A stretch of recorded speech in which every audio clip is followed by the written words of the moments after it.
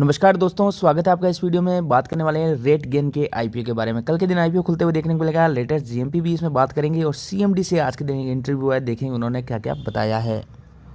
आगे बढ़ने से पहले छोटी सी रिक्वेस्ट, आप चैनल पर नए आए हैं, सब्सक्राइब नहीं किया तो अभी कर लीजिए, साथ ही बेल आइकन को जरूर प्रेस कर लीजिए।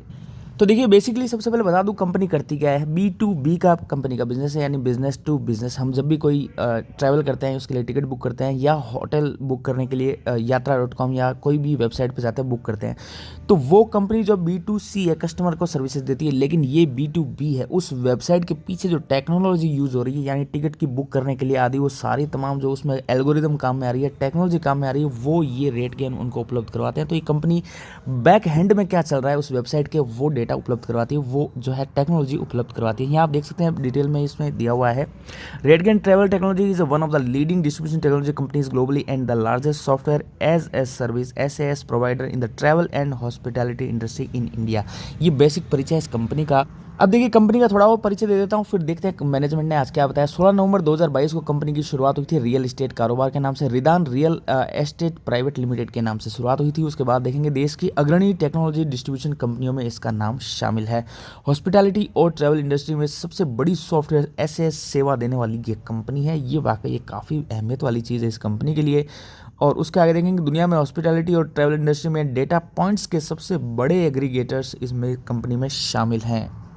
आगे देखिए, 30 सितंबर 2021 तक जो लेटेस्ट डेटा कंपनी ने उपलब्ध करवाया है। कंपनी के पास 1462 के एक्टिव क्लाइंट्स हैं। उनके क्लाइंट में बहुत ही बड़े बड़े नाम हैं, और जिसमें फॉरेन कंट्रीज़ के ट्रैवल और हॉस्पिटैलिटी में काम करने वाली कंपनीज भी शामिल है। वो आगे जाके इसमें बताऊंगा, नाम भी इन्होंने बताए थे।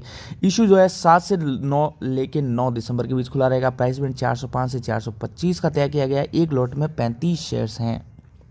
आगे देखेंगे OFS के जरिए पैसा जो जुटा रहे हैं वो है 9.60 करोड़ का, जो कि ऑफर फॉर सेल है। प्रमोटर और ये अलग अलग कंपनी जो इन्वेस्टर हैं वो पैसे को जो है यहाँ पे खता रहे, कह लीजिए कि शेयर को बेच के पैसा उठा रहे हैं, पैसे की उगाही करेंगे।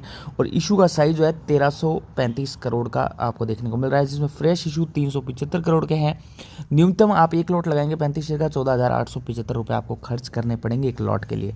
कुल कारोबार का 75% जो हिस्सा है सब्सक्रिप्शन और 25% का जो ट्रांजेक्शन से आता है। B2B सेगमेंट में 1400 से ज़्यादा इनके ग्राहक है।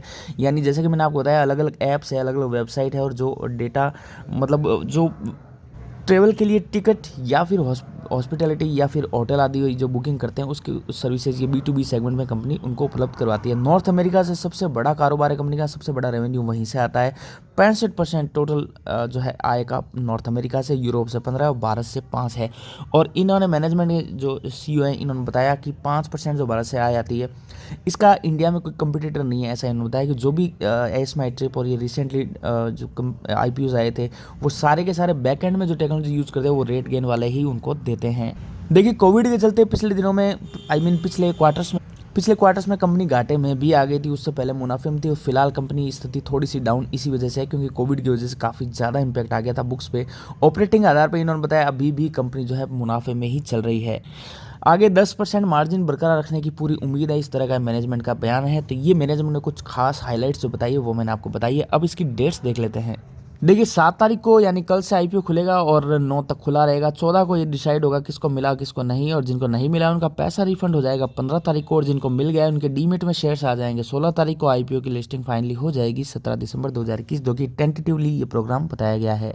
उसके अलावा प्राइस मैं आपको ऑलरेडी बता चुका हूँ, 425 रुपये का अपर बैंड है और 405 का लोअर है। आपको अप्लाई जब करते हैं तो 425 यानी ऊपरी बैंड पे ही करना होता है, और फेस वैल्यू एक के यानी स्प्लिट करके ही दे रहे हैं। 35 शेयर्स हैं एक लॉट में। देखिए, मिंट की एक रिपोर्ट में लेटेस्ट आपको दिखा देता हूँ, जो है GMP इसका चल रहा है 85 रुपये का। इनका थोड़ा स्लिप हो गया, पहले 100 का था, अब 15 रुपये स्लिप हो गया, 85 पे आ चुका है। यानी 85 डिवाइड बाय 425 आप करेंगे, करीब करीब 20% का GMP फिलहाल चल रहा है, जो कि एक डिसेंट GMP आप कह सकते हैं। आई मीन डिसेंट लिस्टिंग समझ सकते हैं अगर कोई स्टॉक 20 से 25% की लिस्टिंग देता है। उसके अलावा दूसरी एक और रिपोर्ट आपको दिखा देता हूँ, जो कि मनी कंट्रोल की 120 रुपये पर शेयर का दे रखा है। यानी इसका अर्थ हुआ 425 जब आप निकालेंगे तो करीब करीब 28% का प्रीमियम फिलहाल चल रहा है। यानी 20 से लेकर 30% के आसपास की इसकी लिस्टिंग होनी चाहिए। फिलहाल मार्केट ये अनुमान लगा रहा है, लेकिन आगे जब स्टॉक की लिस्टिंग डेट करीब आएगी तब मार्केट की क्या स्थिति होगी उसके अकॉर्डिंग ये डेटा ऊपर नीचे हो सकता है। लेकिन मिनिमम मेरा ख्याल है 20 से लेकर 25% की लिस्टिंग आपको आराम से मिलेगी। कंपनी का बिजनेस जो है काफ़ी अच्छा है, लेकिन चूंकि हॉस्पिटैलिटी, ट्रैवल सेक्टर और इन चीज़ से जुड़ा हुआ है, तो देखिए कोविड का सीधा सीधा इम्पैक्ट है, बहुत ही ज़ोर से पड़ता है इस सेक्टर पे। इस वजह से जीएमपी इसका थोड़ा बहुत हिल सकता है और शॉर्ट टर्म में हो सकता है कंपनी को थोड़ा और परेशानी देखनी पड़े। जिस हिसाब से आपने देखा मार्केट सारे के सारे अच्छे खासे टूटे हैं पूरी दुनिया भर में कोरोना के इस नए लफड़े की वजह से, नए वेरिएंट की वजह से। तो ये स्थिति अलग बात है, बाकी लॉन्ग टर्म के लिए कंपनी काफ़ी शानदार है। मुझे कमेंट करके बताइएगा अगर आप क्या व्यू रखते हैं, बाय करने का प्लान कर रहे हैं या नहीं, या जो भी वीडियो अच्छा लगा इसको लाइक कर देना, चैनल को सब्सक्राइब कर देना। धन्यवाद।